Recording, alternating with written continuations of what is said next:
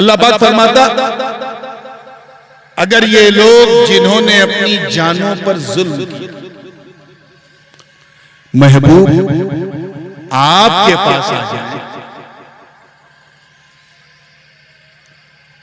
फस्तगफिरुल्लाह, और अल्लाह की बारगाह में खूब इस्तिग़फ़ार करे, तौबा करे, माफी मांगे। जरा ख्याल करें कि माफी मांगो अल्लाह से, दर रसूलुल्लाह वस्तग़फ़र लहुमुर रसूल, और महबूब भी इनके लिए दुआए मग़फ़िरत करे। अब उस लोग की जज़ा लवजदुल्लाह तब जाकर ये जान पर जुल्म करने वाले गुनहगार अपने रब को तौबा का कबूल करने वाला पाएंगे।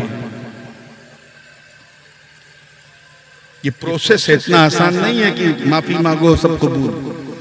महबूब आपके पास आए, मुझसे माफी मांगे आपके दर से, और फिर आप भी इनके लिए सिफारिश करें, तब मैं माफ करूं। ये प्रोसेस, इसमें एक लफ्ज है जुल्म। क्या है बोलिए, समझते हैं? अरे अब नहीं समझोगे तो कब समझोगे इतने जुल्म के बाद। अत्याचार,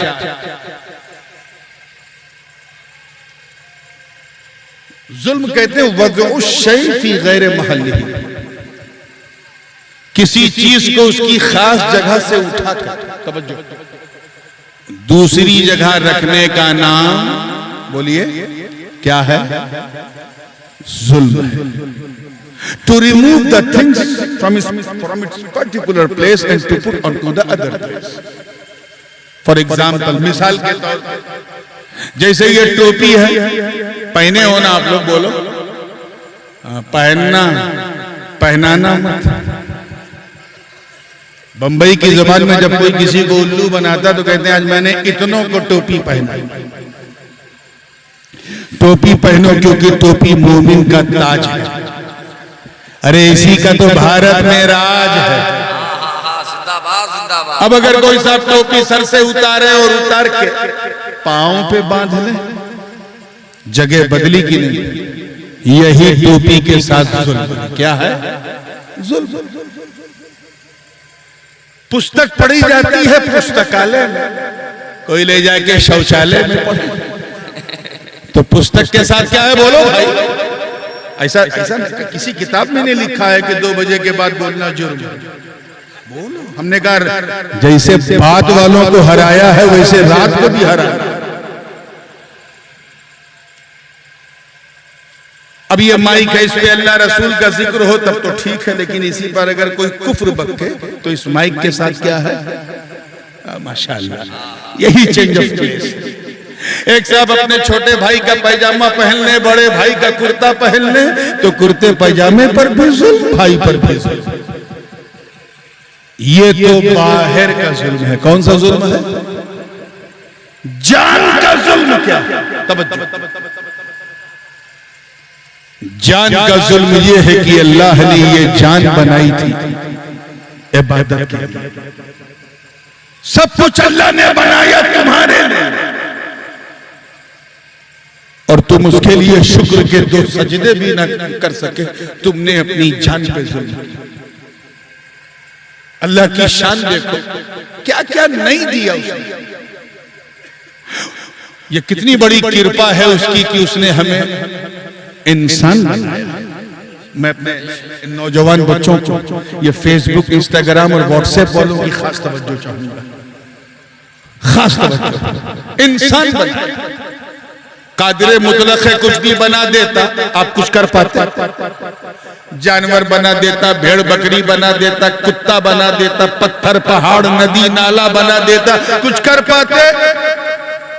ये कितनी बड़ी कृपा है उस कृपालु की, कितनी बड़ी दया है उस दयालु की, कितना बड़ा एहसान है उस मुहसिने मुतलक का, जिसने हमें लक़द कर्रमना बनी आदम का ताज पहनाया, इंसान बना।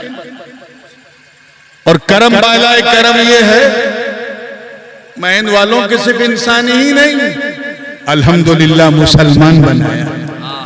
इतना धीरे से काम नहीं चलेगा।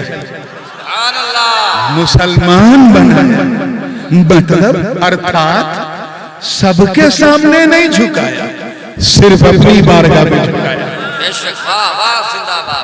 सिर्फ अपनी बारगाह में झुकाया। और सुनो, ये करम है, करम।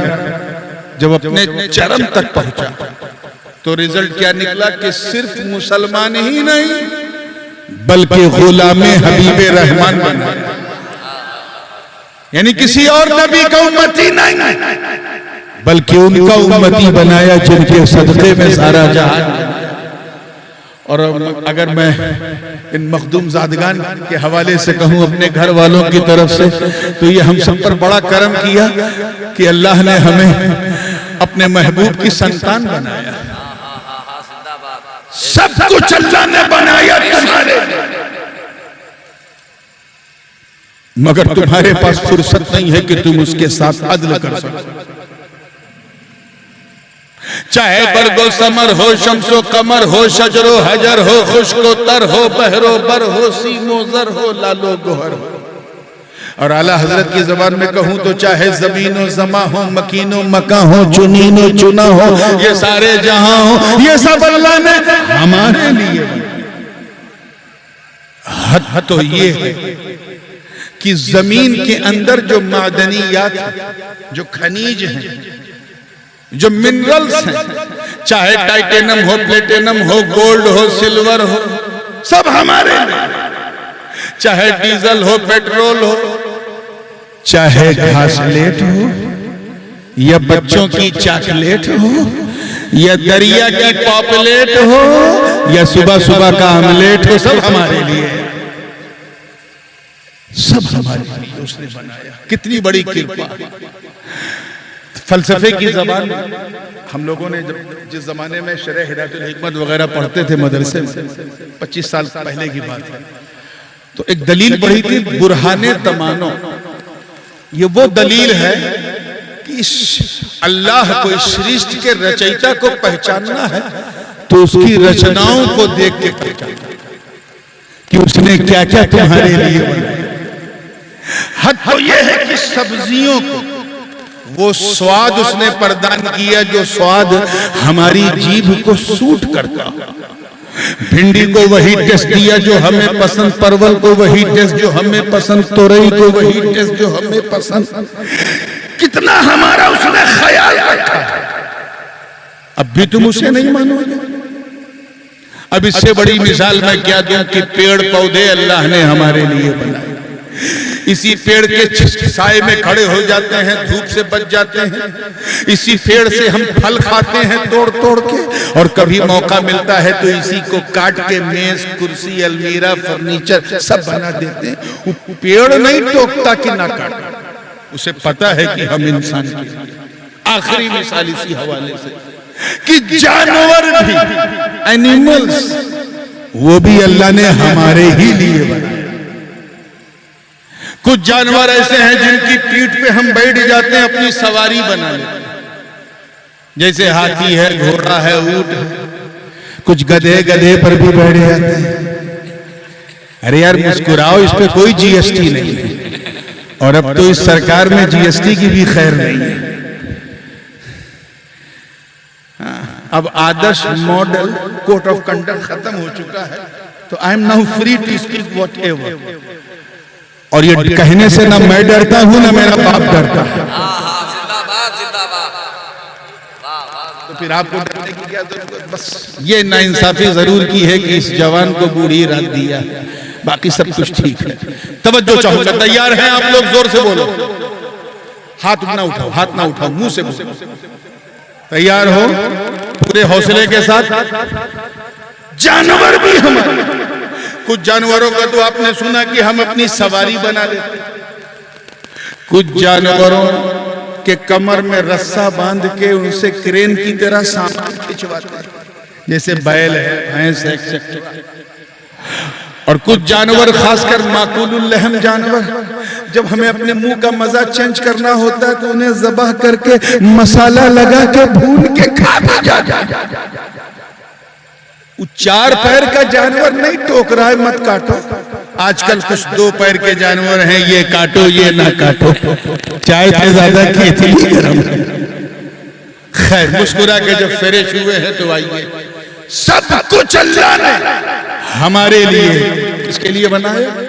इंसानों के लिए, हमारे लिए। मगर है हजरत इंसान, कभी एक लम्हे के लिए तुमने सोचा, एक सेकंड के लिए कभी ये मन में ये भाव, ये ख्याल, ये आया कि ए अल्लाह, सब कुछ तो तूने हमारे लिए बनाया, ऐ मेरे मौला हमें किसके लिए बनाया, हमें किसके लिए बनाया?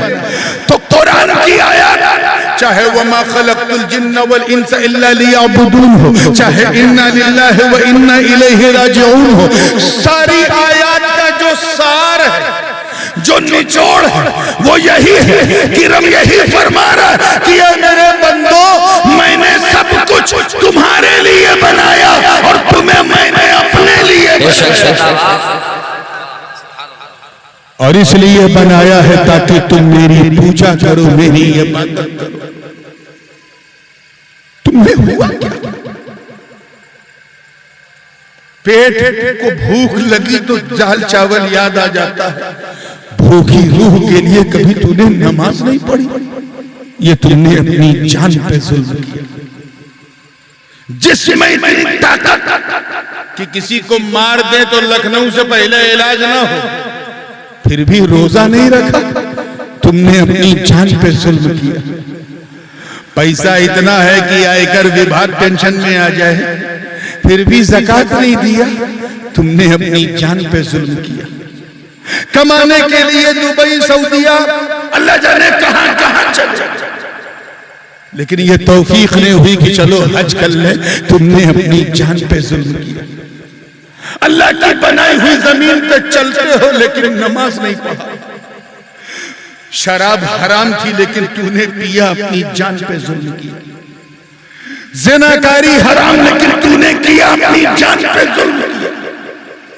याद रखना, we became just like a carbon copy of Muslim, photo copy of Muslim. हम मुसलमान नहीं हैं, हम मुसलमानों की तरह दिखते हैं, क्या है? फोटो कॉपी है मुसलमान।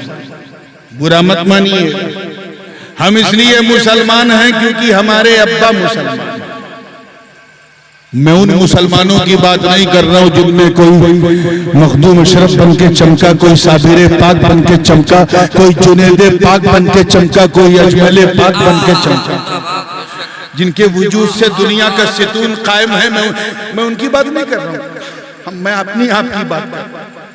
हम इसलिए मुसलमान हैं क्योंकि हमारे अब्बा मुसलमान। हम इसलिए मुसलमान हैं क्योंकि हमारा नाम हमारे बाप बाप ने उर्दू में, फारसी में, अरबी में रखा, हिंदी में नहीं रखा, इसलिए हम मुसलमान। हम इसलिए मुसलमान हैं क्योंकि हम लोग ईद के दिन सवई नहीं छोड़ते, मुहर्रम में खिचड़ा नहीं छोड़ते, शबे बारात में कब्रिस्तान, बाद में पहले हलवा नहीं छोड़ते। हम इसलिए मुसलमान हैं क्योंकि हमारी मुसलमानी, इससे बड़ी पहचान आज के जमाने में हमारे पास कोई नहीं रही। बस यही एक पहचान है कि हमारा खतना हुआ, हमारे कान में किसी ने अजान दी थी, बस। We are just like a photo copy of Muslim.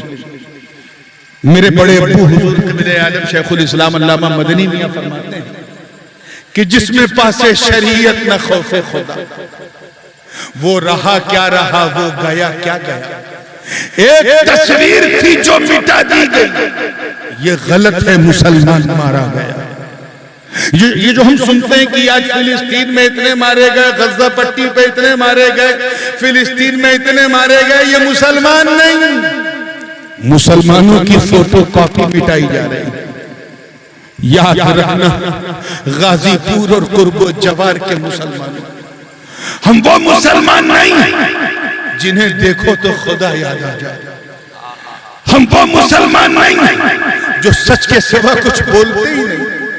हम वो मुसलमान नहीं जिन्होंने बदर उहद खैबर और खंदक में परचम इस्लाम को लहरा दिया। हम वो मुसलमान नहीं हैं जिनके तसव्वुर से कैसर और किसरा के ऐवान में ज़लज़ले आ गए। हम वो मुसलमान नहीं हैं जिन्होंने अंताकिया की कलीसियाओं में घुस के अज़ान दे दी। हम वो मुसलमान नहीं हैं जिन्होंने मैदान बद्र में, मैदान हुनैन में अपने रिश्तेदारों के विरुद्ध तलवार उठाकर ये पैगाम दे दिया कि ये रिश्तेदारों, रिश्तेदारी और है, मुस्तफा की वफादारी और है। जिंदाबाद जिंदाबाद जिंदाबाद, वाह वाह जिंदाबाद, बेशक जिंदाबाद। I am very sorry to say, बहुत अफसोस होता है लेकिन सच्ची बात ये, हम वो मुसलमान नहीं हैं जिनका नाम सुनकर रुस्तम और सोहराब का कलेजा थरथरा जाता था। हम वो मुसलमान नहीं हैं, देखिए कितने लोग इतिहास जानते हैं, वो मुसलमान नहीं हैं जिन्होंने बहती नदी को, दरियाए नील की रवानी को सिर्फ एक खत लिखा तो रवानी का मिजाज आ जाएगा। हम वो मुसलमान नहीं हैं जिन्होंने नबी के वजू के कतरों को भी जमीन पे गिरने न दिया। हम वो मुसलमान नहीं हैं जो नबी का एक इशारा पाकर मक्के से मदीना हिजरत कर गए। हम वो मुसलमान नहीं हैं जिन्होंने अपनी नई नवेली दुल्हन सिर्फ हुजूर के लबे पाक से सदाए अर्रहील सुना था। अपनी नई नवेली दुल्हन सुहाग की रात बिस्तरे अरूस पर छोड़कर घोड़े की नंगी पीठ पर बैठकर मैदाने कारजार में उतर के अपने प्राणों की आहुति दे दी। हम वो मुसलमान नहीं हैं जिन्होंने दरियाए दिजला, तवज्जो चाहूंगा जुमला जाया ना हो, दरियाए दिजला की रवानी के सामने दहशत खाए बगैर कादिसिया फतेह करने के लिए अपने घोड़ों को दरियाए दिजला में उतार दिया। और इस दिल भरे मंजर को देखकर शायर मशरिक को भी कहना पड़ा कि दश्त तो दश्त है, दरिया भी न छोड़े, हमने पहरे जुल्मात में दौड़ा दिया।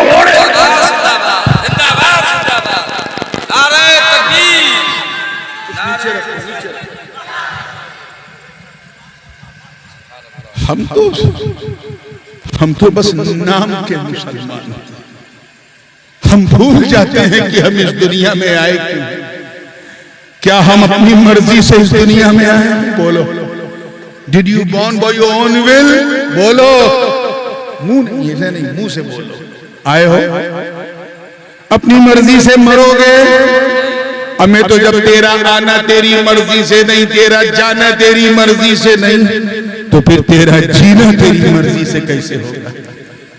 I like this, I love this.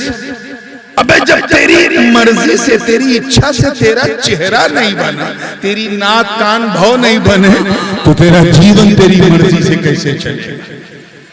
इसलिए तुम सब ने अपनी जान पे जुल्म किया। अब अगर अपने आप को सुधारना चाहते तो अल्लाह ताला ने बेहतरीन पता दिया है, मेरे महबूब के पास आ जाओ। ऐ अपने गुनाहों के पश्चाताप की याद में जलने वालों, ऐ रात दिन शराब कबाब और शबाब को याद करके गिड़गिड़ाने वालों, ऐ अल्लाह की बारगाह में तौबा करने वालों, ऐलाने किबरिया सुनो, मेरे महबूब के पास आ जाओ। मतलब मेरे मुस्तफा के पास आओ। तवज्जो, जुमला जाया ना हो, आओ। अरे आओ तो सही, वहां आंसू बहाओ तो सही। दो बूंद भी आंसुओं की अगर गिर गई तो कयामत के दिन रहमतों का दरिया बहा दिया। अब यहाँ एक खास एक चीज जो है, मियां देखिएगा, एक खास चीज यहाँ कि ये जान पे जुल्म करने वाले, अत्याचार करने वाले गुनहगारों को अल्लाह ताला ने महबूब के पास भेजा। किसके पास? ये नहीं कहा कि 10-20 रकत नमाज पढ़ लो तो कफारा हो जाएगा, मामला क्लियर हो जाएगा। नहीं, अल्लाहु अकबर, वो नमाज जो बंदे को मौला से मिला, वो नमाज जो सारे हिजाबात हटा दे, वो नमाज जिसमें मोमिनीन की मेराज है, दीन का खंबा है, अरे जिसमें मुस्तफा की आंखों की ठंडक है। कह दीजिए सुभान अल्लाह। मैं जानता हूं ये हम उस वक्त ये बात सुन रहे हैं जब गुनाह करने का मन नहीं करता, लोगों का नींद इतनी आती है, हम सब आप कमाने बैठे हैं, बहुत सख्त इम्तिहान है, लेकिन सुनिए, अब जब टाइम दिया है तो सुनिए तवज्जो के साथ। तैयार है ना? बिल्कुल जिंदगी के साथ देखिए। नहीं, महबूब के पास ज़कात को आप मामूली चीज समझते हैं। जो लोग ज़कात देते हैं उनसे पूछो कि जब माल निकलता है 2.5%, यानी 40वां 2.5% जब निकलता है तो ऐसा लगता है माल बाद में निकल रहा है, कलेजा पहले। यह है ह्यूमन साइकोलॉजी। माल से मोहब्बत है तो कैसे इतनी जल्दी निकले। अल्लाह पाक ने ये नहीं फरमाया कि 10-20 हजार सदका दे दे तो तेरा काम चल जाएगा, नहीं, मेरे महबूब के पास। अब हज को मामूली इबादत समझ रहे। अब तो खैर मियां हाल ऐसा इल्ला माशाअल्लाह, मगर अब तो ऐसा नजर आता है कि टूर बढ़ता जा रहा है, नूर घटता जा रहा है। पहले जब शादी होती थी लोग पूछते थे भाई कहाँ जा रहे हो, तो कहते थे स्विट्जरलैंड जा रहे हैं, कम पैसा है तो कश्मीर जा रहे हैं, और कम पैसा है तो लखनऊ बंबई तक जा रहे हैं। अब उम्रा करने जा रहे हैं। मैं ये नहीं कह रहा हूं कि उम्रा ना करो शादी करके, लेकिन यार उम्रा एक इबादत है। इबादत को तुमने अब इसी काम के लिए रखा, हनीमून के लिए। अपनी सोच को जरा गौर करो कि हमारी सोच कहां है। हमने टूर में नूर में टूर ढूंढ लिया, मगर पूछो हाजी से जब वो जाता है तो उस पर क्या गुजरती है। 2 कपड़े यहाँ आसपास तो बहुत अच्छा कपड़ा पहन के चलता था, लेकिन लखनऊ एयरपोर्ट पे उसे देखा गया 2 कपड़े में लिपटा हुआ है, सफेद सफेद। ऐसा सफेद सफेद पहने हैं जैसे लगता है अभी कब्रिस्तान से निकल के आ रहा है। किसी ने पूछा हाजी साहब वहां गाजीपुर में तो बड़ा चटक मटक कपड़ा पहनते थे, ये सफेद सफेद कहना? हाँ, इसलिए पहना है ताकि मेरा खुदा राजी हो जाए, उसको यही पसंद। हाजी साहब कभी जहाज पे नहीं बैठे थे, लेकिन बैठना है, बैठ गए डर के मारे ठिठुरे हैं, लेकिन बैठे हैं ताकि खुदा राजी हो जाए। जैसे जहाज टेक ऑफ हुआ मुंह से निकला या अल्लाह, लेकिन लब्बैक अल्लाहुम्मा लब्बैक की सदा दे रहे हैं ताकि खुदा राजी हो जाए। उसके बाद 4-5 घंटे के बाद जद्दा पहुंचे और वहां बड़ी बड़ी दाढ़ी में बड़े बड़े दहशतगर्दों को देखा, आतंकवादियों को। कोई तावीज नोच रहा है, कोई दलालुल खैरात किसी के हाथ में वो खींच रहा है, वजीफे की किताब छीन रहा है, और अगर कहीं आला हजरत की कोई किताब दिख जाए तो जैसे लगे बदन में आग लग गई। हाजी साहब को गुस्सा आ रहा है, मगर उस मुतव्वे से वो बहस नहीं कर रहा है ताकि खुदा राजी हो। फिर लब्बैक अल्लाहुम्मा लब्बैक की सदा देता हुआ वो मक्का पहुंचा। मुतमत्ते था, पहले उम्रा करना था तो सामान वहां रखा, फिर मताफ में पहुंचा ताकि खुदा राजी हो जाए। उसके बाद 7 चक्कर दीवानों पागलों की तरह लगा रहा है ताकि खुदा राजी हो जाए। रुकने यमानी के गिर्द पहुंचकर रब्बना रब्बना की रट लगा रहा है ताकि खुदा राजी हो जाए। जिन लोगों को इस सीजन में हज करना है और वो भी जाने वाले हैं, वो जरा तवज्जो से सुने अरकान। उसके बाद जैसे ही 7 चक्कर लगा लिए, रुकने यमानी से रुकने अस्वद को चूमने लगा ताकि खुदा राजी हो जाए। बाबे काबा को थामने लगा ताकि खुदा राजी हो जाए। मुल्तजिम से लिपट के रोने लगा ताकि मेरा खुदा राजी हो जाए। उसके बाद 2 रकत वाजिब तवाफ मकाम इब्राहिम के पास पढ़ा ताकि खुदा राजी हो जाए। फिर ज़मज़म पिया ताकि खुदा राजी हो जाए। मिना से सफा से मरवा, मरवा से सफा, अल्लाह की बंदी जनाबे हाजरा की याद में चक्कर लगा रहा है ताकि खुदा राजी हो जाए। जब वो हरी हरे नीले नक्शरैन आते थे तो चाल को बढ़ा देता था ताकि खुदा राजी हो जाए। उसके बाद जब इसका यौम मुकम्मल हुआ फिर अपने खूबसूरत बालों को कटवाया ताकि खुदा राजी हो जाए। सिविलियन लिबास पहना ताकि खुदा राजी हो जाए। फिर 2-3 दिन के बाद मीना के लिए निकला, एहराम को फिर पहना, लब्बैक अल्लाहुम्मा लब्बैक की सदा दे रहा है ताकि खुदा राजी हो जाए। टेंट में रुका, अरे नरम नरम गद्दे पे सोने वाला हाजी 5 दिन तक मीना के टेंट में रुका है। लेटरिन बाथरूम के लिए नंबर लगा रहा है, क्यों? ताकि खुदा राजी हो जाए। उसके बाद दूसरे दिन चिलचिलाती हुई धूप में जबल रहमत के नजदीक सुन्नत आदम मकाम मैदान अराफात पे अदा कर रहा है और गिड़गिड़ा कर रब्बना ज़लमना अनफुसना व इन लम तग़फिर लना व तरहमना लनकूनन्ना मिनल खासिरीन कह रहा ताकि खुदा राजी हो जाए। ज़ोहर असर की नमाज वहीं पढ़ा ताकि खुदा राजी हो जाए। मगरिब का वक्त हो गया, अजान हो चुकी है लेकिन हाजी नमाज नहीं पढ़ रहा। किसी ने पूछा, हाजी साहब इंडिया में तो अजान होते ही मगरिब पढ़ते थे, आज अरफात में क्यों नहीं? कहा नहीं, अभी नहीं पढ़ना है, मुज़दलिफा पहुंच के पढ़ना है। ऐसा क्यों? कहा ताकि खुदा राजी हो जाए। मुज़दलिफा पहुंचकर मगरिब और इशा को एक साथ मिला के पढ़ता है ताकि खुदा राजी हो जाए। मकाम मशअरे हराम पर पूरी रात खुले आसमान के नीचे जिक्र पर जिक्र कर रहा ताकि बस मेरा खुदा राजी हो जाए। और रात भर इबादत कर रहा है। जब नींद का झोंका आता था तो अपने मुंह पे पानी मार लेता था मगर जागता था ताकि खुदा राजी हो जाए। ठंडी ठंडी हवा अगर उसे गुदगुदाती थी तो अपने पूरे जिस्म को ढक लेता था कंबल से, लेकिन चेहरा नहीं छुपाता था ताकि खुदा राजी हो जाए। उसके बाद फजर की नमाज पढ़कर रुका हुआ है, सूरज निकलने का इंतजार कर रहा है। सूरज निकलते ही फिर लब्बैक अल्लाहुम्मा लब्बैक की सदा देते हुए बड़े शैतान को कंकरी मारने के लिए अपनी जान को जोखिम में डालकर कूद पड़ा और चक्कर लगा लगा कर मारा ताकि खुदा राजी हो जाए। उसके बाद कुर्बानी कराया ताकि खुदा राजी हो जाए। फिर उसके बाद अपना बाल कटवाया ताकि खुदा राजी हो जाए। कुर्ता पैजामा पहन लिया और अपनी जान को जोखिम में डाल के वहां से मक्का मुकर्रमा तक पैदल चलता जा रहा है तवाफ़ इफाज़ा के लिए ताकि खुदा राजी हो जाए। अगर तवाफ़ कुदूम में पहले सई नहीं की थी तो फिर सई कर रहा है ताकि खुदा राजी हो जाए। उसके बाद फिर वो मिना लौटा, वहीं रुका और तीनों शैतानों को कंकरी मारा। तीसरे दिन वहीं रुका रहा और तीनों शैतानों को कंकरी मारा। इतना सब करने के बाद बंदा हाजी बना।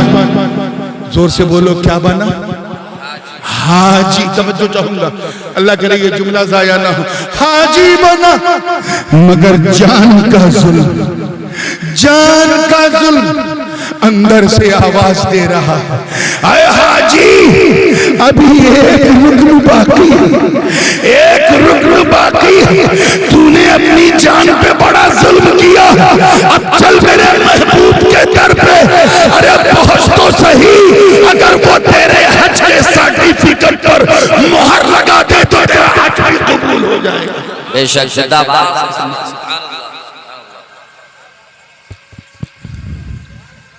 बात समझ में आ रही है? अब बिल्कुल फाइनल मूव पे जा रहा हूं। वजह क्या है? अपने महबूब के पास ये नहीं फरमाया कि मदीने जाओ ना, मेरे महबूब के पास। तवज्जो चाहूंगा। और अरबाबे खानकाह जो है वो उनकी दिलचस्पी की बड़ी खास चीज आ रही है, पूरी तवज्जो के साथ महबूब के पास। उसकी कई वजह हैं लेकिन इस बूढ़ी रात में मैं एक वजह बयान करूंगा और अगर इसे हौसले से सुना तो उस पर थोड़ा सा और भी आगे बढ़। वजह यह है कि एक चीज होती है असल और एक है उस असल का खलीफा, उसका जानशीन, उसका उत्तराधिकारी, उसका वाइस रीजेंट, उसका डिप्टी। मिसाल के तौर पर नमाज का वक्त हो जाए तो आप वजू करेंगे ना, पहले बोलो, है ना? खैर यहाँ तो पानी ही पानी है, अल्लाह की मेहरबानी है, बिन मांगे पानी। लेकिन कभी किसी ऐसे इलाके में फंस जाए जहां दूर दूर तक पानी ना मिले और नमाज का वक्त हो जाए, क्या करेंगे आप? बोलिए, मसला मालूम है? क्या करोगे? तयम्मुम, माशाअल्लाह पता है, तयम्मुम करेंगे। क्या करेंगे? क्यों? क्या तयम्मुम वजू है? नहीं। फिर क्यों करेंगे? कहा इसलिए करेंगे क्योंकि तयम्मुम वजू का खलीफा है। क्या है? जानशीन, उत्तराधिकारी। हम ये नहीं देखेंगे कि मिट्टी पर 2 बार हाथ मारने का नाम तयम्मुम है, फतयम्ममू सईदन तय्यबा। नहीं, हम ये देखेंगे जानशीन किसका है, उत्तराधिकारी किसका है। हम हर वो काम जो वजू से करते हैं वो पानी ना मिलने की सूरत में तयम्मुम से, बोलिए जोर से, करेंगे क्योंकि उसका जानशीन है। अमा इसीलिए तो काबे पे नहीं बुलाया, क्योंकि काबे का कोई खलीफा नहीं, मीना का कोई खलीफा नहीं, अरफात का कोई खलीफा नहीं, मुज़दलिफा का कोई खलीफा नहीं, नमाज का कोई खलीफा नहीं, रोजे का कोई खलीफा नहीं, हज का कोई खलीफा नहीं, ज़कात का कोई खलीफा नहीं। बुलाया तो अपने महबूब के दर पे। क्यों? अल्लाह अलिमुल गैब व शहादा, उसे पता, वो जानता है कि पैसे वाले गुनहगार जो हैं वो तो मदीने चले जाएंगे, मगर भारत का गरीब कहां जाए? तो आवाज आई, घबरा मत, अगर तू रसूल के दर तक नहीं जा सकता तो अजमेर में अदाए रसूल के दर पे चला जा। अगर तेरी रसाई मुस्तफा तक नहीं है तो मायूस ना हो। अबू बकर सिद्दीक का दामन थाम लो, नबी के खलीफा। फारूक आजम का दामन थाम लो, नबी के खलीफा। उस्मान गनी का दामन थाम लो, नबी के खलीफा। मौला अली का दामन थाम लो, नबी के खलीफा। इमाम हसन का दामन थाम लो, नबी के खलीफा। इमाम हुसैन का दामन थाम लो, नबी के जानशीन। इमाम ज़ैनुल आबिदीन का दामन पकड़े रहो, नबी के जानशीन। इमाम मोहम्मद बाकिर का दामन थाम लो, नबी के जानशीन। इमाम जाफर सादिक का दामन थाम लो, नबी के जानशीन। इमाम मूसा कासिम का दामन थाम लो, नबी के जानशीन। इमाम जब्बात का दामन, इमाम अली इब्न मूसा रज़ा का दामन थाम लो, नबी के जानशीन। इमाम जब्बात का दामन थाम लो, नबी के जानशीन। इमाम हादी का दामन थाम लो, नबी के जानशीन। इमाम हसन अस्करी का दामन थाम लो, नबी के जानशीन। अरे कादिरियो, गौसे आज़म का दामन थाम लो।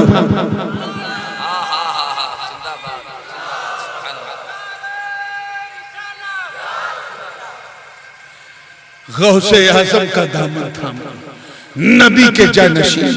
सोहरवर्दियों, शेख उमर शहाबुद्दीन का दामन थाम लो, नबी के जानशीन। नक्शबंदियों, बहाउद्दीन नक्शबंद का दामन थाम लो, नबी के जानशीन। और भारत के गरीब चिश्तियों, ख्वाजा मोइनुद्दीन का दामन थाम लो, नबी के जानशीन। वहां तक भी रसाई नहीं है तो मायूस ना हो।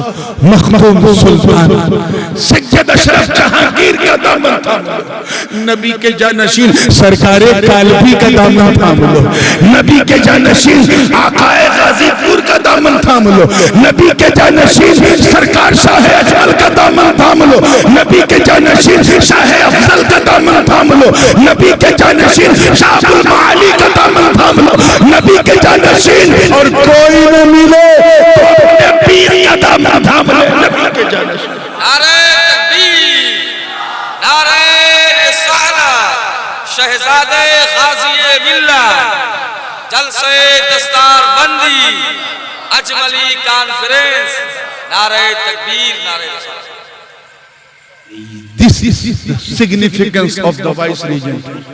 ये अहमियत है खलीफा की। इसीलिए खिलाफत को किसी याफत का सौदा न दो, इसे खाली याफत मत बनाओ। हम वो सुन्नी हैं जो हजरत सिद्दीक अकबर को भी उसी गायत इश्क के साथ मानते हैं जिस गायत इश्क के साथ हम मौला अली को मानते हैं। Don't mix up. आप जरा सोचो, मैं इसी बात पे अपनी बात को खत्म करूंगा। एक साहब ने फरमाइश की थी, हालांकि ये फरमाइश भी बवक्ते आजमाइश है, लेकिन मैं उस फरमाइश को पूरी करके बात को खत्म करूंगा। हिजरत की रात, वाकया बड़ा मशहूर है, वाकया निगारी मकसूद भी नहीं। हुआ क्या था उस रात? एक वाकया तो आप सुनते आए कि सरकार ने दरवाजा थोड़ा सा खोला तो 40 काफिरों को देखा, हाथ में तलवार लिए हैं, कत्ल के इरादे से हैं। नबी ने अली को उठाया और कहा, अली उठो उठो मेरे बिस्तर पे। सुना है ना वाकया, सबने सुना है ना? बोलो ताकि मैं फास्ट फॉरवर्ड बढ़ के आगे बढ़ूं। सबने सुना। मौला अली ने कहा, हुजूर मामला क्या? कहा, अल्लाह का हुक्म आ गया है, मुझे रात ही रात निकलना है। ये काफिर दरवाजे पे रुके हैं, मुझे मारने के इरादे से आए हैं, मेरे पास इनकी अमानतें हैं। इन्होंने मुझ पे भरोसा किया। ऐ अली, मैं तुझ पे भरोसा करता हूं, तुझ पे भरोसा। मौला अली उन अमानतों को लेकर सो गए। जामे तिर्मिज़ी की रवायत है, सो अली, बोलिए जोर से, आप ना सोइए भी, अली सो। दूसरे दिन मालूम है मौला अली क्या फरमाते? इन्नी निम्तु तिलकल लैला मा निम्तु मिन क़ब्ल क़त्तु। उस रात मुझे इतनी गहरी नींद आई कि पूरे जीवन में इतनी मीठी नींद कभी आई। हमें यार मौत की जद में अली का बिस्तर, और अली ऐसा सो रहे हैं कि लेटे हैं अली मगर लगता है लेटे हैं नबी। जानशीन कैसा। दो पुलिस वाले बेचारे रात में अगर चाय न मिले कहीं और आपका दरवाजा 2 बजे रात को खटखटा दे, तो पुलिस की वर्दी देख के चेहरे पे जर्दी आ जाए खौफ कि 2 बजे पुलिस वाला आया है, क्या बात है, सब कुछ ठीक तो है, कोई गांव में कोई लफड़ा तो नहीं? चाय बेचारे चाय पीने आए। अली को देखो 40 काफिर तलवार हाथ में लिए टुकुर टुकुर वही दरवाजा देख रहे, और अली फरमाते हैं उस रात में इतनी गहरी नींद सोया कि पूरी जिंदगी इतनी मीठी नींद ही नहीं आई। पूछने वाले ने पूछा, राज क्या? का राज ये है, देखिए कितने लोग कैच कर रहे हैं, राज ये है कि मेरी जिंदगी की जमानत नबी ने ले ली। गारंटी किसने ले ली? थोड़ा सा एक बार कम से कम वैसा बोल दो जैसा 11-12 बजे बोल रहे थे। किसने ले ली? नबी ने। किसने? जमानत नबी ने ले ली। अब ये तो रवायत हो गई। अब मैं अपने वालिद साहब का एक नतीजा आपके सामने पेश कर रहा हूं, जो इस वाक़े को बयान करके वो रिजल्ट निकालते हैं, और वो इसलिए पेश कर रहा हूं क्योंकि मैं उनके जुमलों का अमीन भी हूं और उनका फिक्री जानशीन।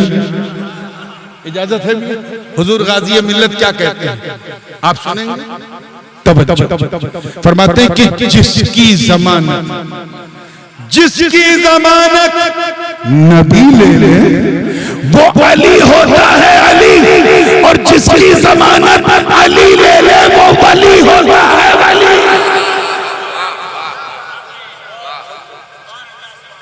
खैर, हुजूर ने क्या किया? बाहर निकले, वाकया मशहूर है, कंकरियां उठाया, काफिरों के मुंह पे मारा। काफिरों को सब कुछ दिख रहा था, बस हुजूर नहीं दिखे। सरकार गुजर गए। सरकार, जोर से बोलो, गुजर गए, दिखे ही नहीं। सबकी किस्मत थोड़ी ना है देखे। आज भी कुछ सरफिरे लोग शहर शहर, नगर नगर, गली गली, गांव गांव जाकर काँव काँव करते हैं और कहते हैं सुन्नी लोग बिला वजह सलातो सलाम में खड़े होते हैं। हुजूर कहाँ आते हैं? आते हैं तो दिखते क्यों नहीं, नजर क्यों नहीं आते? अगर कोई ऐसी बकवास करे तो झगड़ा मत करना, समझ जाना कंकरी का असर मौजूद, अभी तक मौजूद। लगी थी उस्ताद को, असर चेलों तक जा रहा है। खैर, हुजूर वहां से, बड़ा मसला, हुजूर वहां मैं अपना फोन रख देता हूं।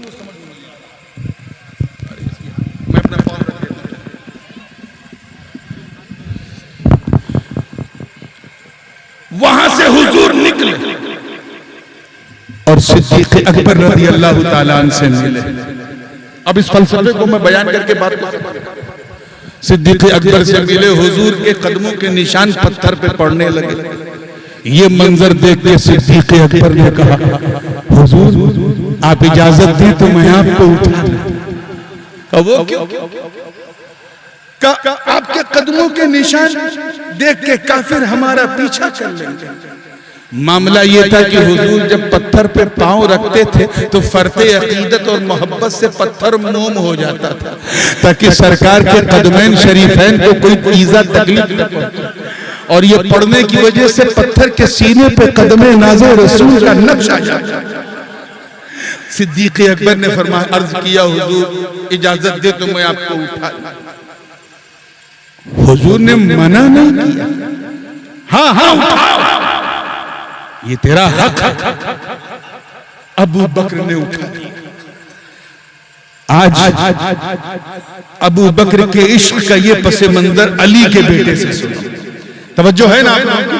सिद्दीक़ अकबर ने उठा लिया, अपने कांधे से नबी को जोर से बोलो उठा लिया। क्या नहीं है, चलिए ठीक है, 3 बजे चलेगा।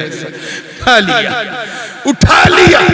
और इस मंजर को देख तमाम उलमा ने अबू बकर झूम उठे।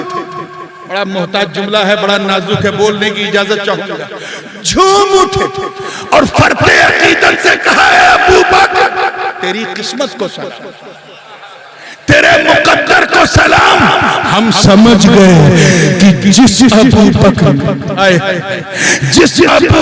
ने नबी की जाहिरी जिंदगी में बारे नबूवत उठाया हो, किसी में इतनी मजाल नहीं कि उस अबू बकर के सामने बारे खिलाफत उठा सके। ये हमारे अकीदे का बुनियादी मौक़िफ़ है। यहाँ तो हुजूर ने मना नहीं किया, मगर एक मकाम था जब हुजूर ने मना कर दिया, और वो क्या था? फतेह मक्का। जब मक्का कैप्चर्ड हो गया, कॉन्कर्ड हो गया, फतेह हो गया, तो नबी ने अली का हाथ पकड़ा। अली का हाथ पकड़ा, बस बात खत्म है। अजान क्या बजे? अल्लाहु अकबर। बस ये चलिए खत्म, इसी पे खत्म, इसी पे खत्म। तैयार है? मौला अली को पकड़ा और कहा, चल अली तेरे जन्म खाने की तरफ। काबे के दरो दीवार गवाह, नबी भी तोड़ रहे हैं, अली भी तोड़ रहे हैं, और जो बड़े बड़े बुत वहां थे उनको तोड़ तोड़ कर उनकी सही जगह पहुंचा रहे हैं। एक बुत ऊपर था, न नबी का हाथ पहुंच रहा था, न अली का हाथ पहुंच रहा था। तो मौला अली ने इजाजत मांगी, हुजूर आप इजाजत दें तो मैं आपको उठा लूं, आप का तोड़ दीजिए। सरकार ने मना कर दिया, नहीं नहीं अली तुम नहीं उठाओगे। तवज्जो, 1 मिनट की बात, तुम नहीं उठाओगे, मैं तुम्हें उठाऊंगा। किस्मते हैदर देखो, किस्मते हैदर देखो। I will lift you up, मैं तुम्हें उठाऊंगा। एक बार तो मौला अली छेप गए, रुक गए, नहीं हुजूर ये कैसे, मैं आपका गुलाम, आप मुझे उठा। लेकिन फिर जब हुक्म आया तो अलम फौका लदब, अली कुछ न कर सके, नबी ने अली को उठा लिया। अल्लाह अकबर। मेरी ये हैसियत नहीं है कि मैं ये कहूं कि कदम किसका था और कांधा किसका था, यह कहने की मेरी बिसात और मजाल भी नहीं है। बस नबी ने अली को उठा लिया और पूछा, ऐ अली इला ऐना वसल, कहां तक पहुंचे? अली अर्ज करते, हुजूर मत पूछिए, मत पूछिए, आपने तो इतना बुलंद कर दिया कि अगर हुक्म हो तो अर्श को खींच के आपके कदम। जिंदाबाद, नारे तकबीर, नारे रिसालत, नारे हैदरी, नारे हैदरी, अजमली कॉन्फ्रेंस। टाइम नहीं, बस ये आखिरी, इसी को फाइनल टच बाकी है इसका। हुक्म हो तो उतार दूं। इस मंजर को देखकर तमाम उलमा ने हैदर झूम उठे और ज़बाने हाल से कहा, ऐ अली इब्ने अबी तालिब, हम समझ गए, हम समझ गए कि जिस